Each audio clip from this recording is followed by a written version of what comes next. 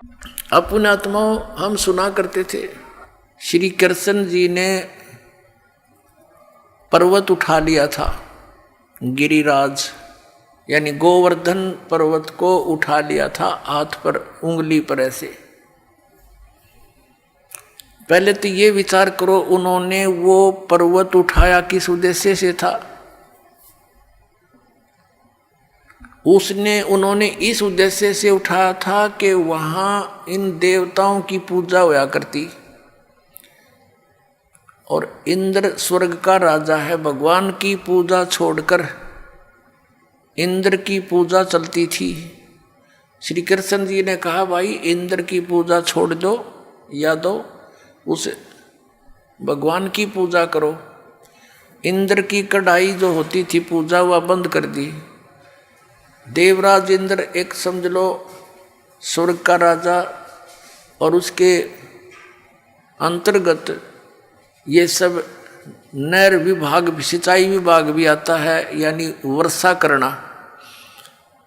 तो क्या हुआ, जब इंद्र की पूजा बंद होगी देवताओं की, इंद्र ने सोचा इनको सबक सिखाता हूँ।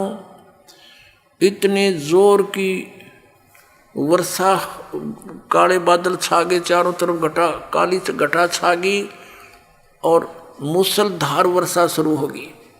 व्रज नगरी को डुबोने के लिए अब चारों तरफ हाहाकार मच गया। गौवें भी रंभाने लगी, ग्वाल बाल, क्योंकि गोवर्धन वो पर्वत जो था वहाँ पर गौवें चरा करती थी, वर्षा होती थी, घास होता था, और उन दूध दाद बेच कर ये काम चलाया करते थे अपना। और वो समाप्त करने चल पड़ा कि इसको इतना वर्षा कर दूं ये गोवर्धन पर्वत भी डूब जाए, आसपास की नगरी भी नष्ट हो जाए।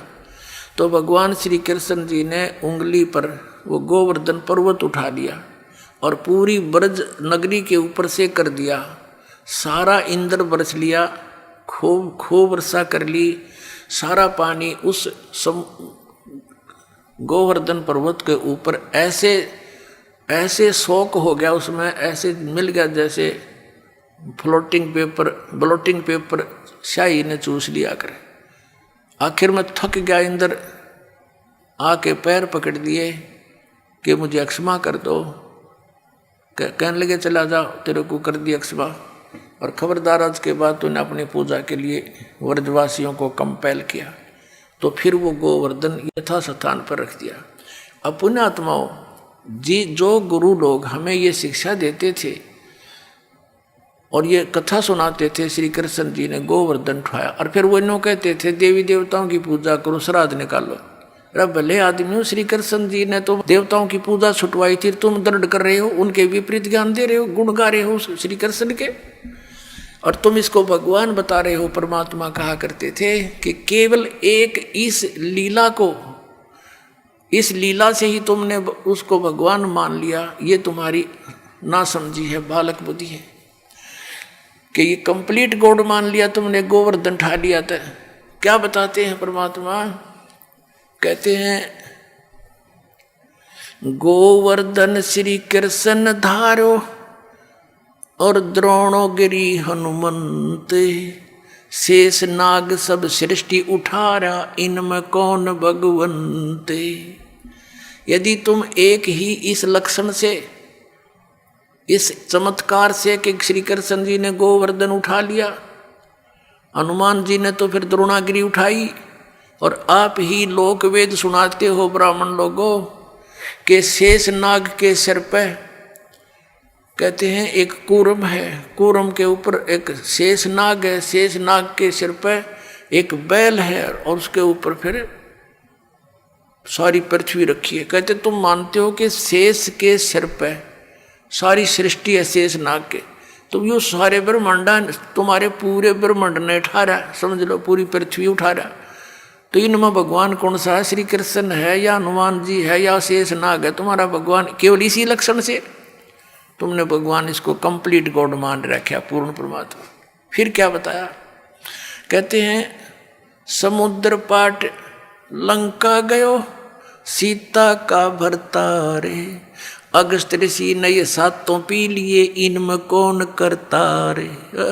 ये इस चीज से ये परिचित थे नहीं गुरु लोग यहाँ के हमारे। वो ये कहा करते श्री रामचंद्र जी ने समुद्र के ऊपर पुल बना दिया। परमात्मा कहते हैं यदि तुम इसी लक्षण से इसको भगवान मान बैठे तो क्या बताते हैं कि समुद्र पाट लंका गयो, यानी समुद्र को आट के पत्थर उसको ऊपर रख के और लंका चला गया कौन, सीता का भरतार। और अगस्त ऋषि ने सातों पी लिए, इनमें कौन करतार। एक अगस्त नाम के ऋषि थे, उन्होंने किसी कारणवश किसी अपनी जिद के ऊपर अहंकारवश समझो वो सातों समुद्रों को एक घूंट में पी लिया था, ऐसे चुल्लू उठाकर ऐसे पी लिया था। सब समुद्र खाली हो गया था, अकेली पृथ्वी रह गई थी। अब पुण्यात्मा, अब परमात्मा कहते फिर ऋषियों की प्रार्थना से उन्होंने फिर वापस उसको कुरला कर दिया तो भर गए थे। ये आध्यात्मिक शक्ति है, मार्ग है, इसमें आप विज्ञान को ना अड़ाना। विज्ञान तो बालकों का खेल है। ये जहाज बना लिए, इस मांडी पाइक के कंप्यूटर बना लिए हैं, परमाणु बम बना लिए, और 2 साल वर्षा ना करे भगवान, ये धरे धराए रह जाता रही साइंस किधर ढूंढे नहीं पाओ। जर लगे खड़े खड़े इन जहाजों के ऊपर कुछ बैठनिया नहीं पाओ।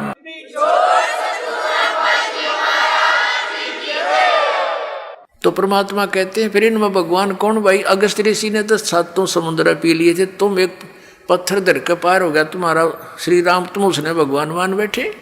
लेकिन तुमने पता नहीं वो पत्थर भी कैसे तरे थे, उसको तो मानने को तैयार ही नहीं। पर परमात्मा ने ये तरीका अपनाया हमारे अज्ञान को हटाने के लिए। श्री रामायण के अंदर एक कथा आती है कि जिस समय श्री रामचंद्र और पूरी सेना एक नाग फांस में आ गई थी, एक सिद्धि से लड़ाई होती थी, तो एक ऋषि ने उसने एक नाग फांस यंत्र होता, वो था हथियार, तो उसके अंदर एक सिद्धि होती है, वो अनेकों नाग बन जाते हैं, उसमें से निरे सांप निकलाए। और उन्होंने सारी सेना को जो लड़ने को तैयार हो रही थी ज्यों की त्यों लपेटे ला के बांध दी, जैसे रस्से तो बांध दिया करे। और सारे खड़े भगवान राम वीर लक्ष्मण भी नो कति जैसे ईख बांध दिया करे, नो पूरी सी खड़ी जगह जगह, और कोई सा टसमस हो नहीं पा रहा। अब 2 मिनट पाछा उसकी गर्दन काट देते सारे, सबको खड़े खड़े आओ तो विवश हो चुके थे। कहते हैं जब श्री राम ने याद किया गरुड़ को, गरुड़ आया, पक्षी है एक, उसने उन नागों को काटा, मार दिया, और तब वो श्री रामचंद्र जी बंधन मुक्त हुए। अब परमात्मा हमें समझाया करते थे, कबीर भगवान कहते हैं, परमात्मा कहा करते थे कि काटे बंधन विपत में, भाई कठिन कियो संग्राम में, चिन्हो रे नर प्राणिया ये गरुड़ बड़ो अक तुमरो राम।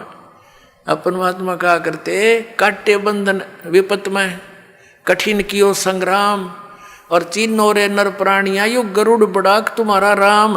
ये कौन सा भगवान है इनमें बताए, वो तो बंदा खड़ा थारा भगवान, तो और गरुड़ नाक उसकी सहयोग करी, तो कौन सा परमात्मा तो इसमें।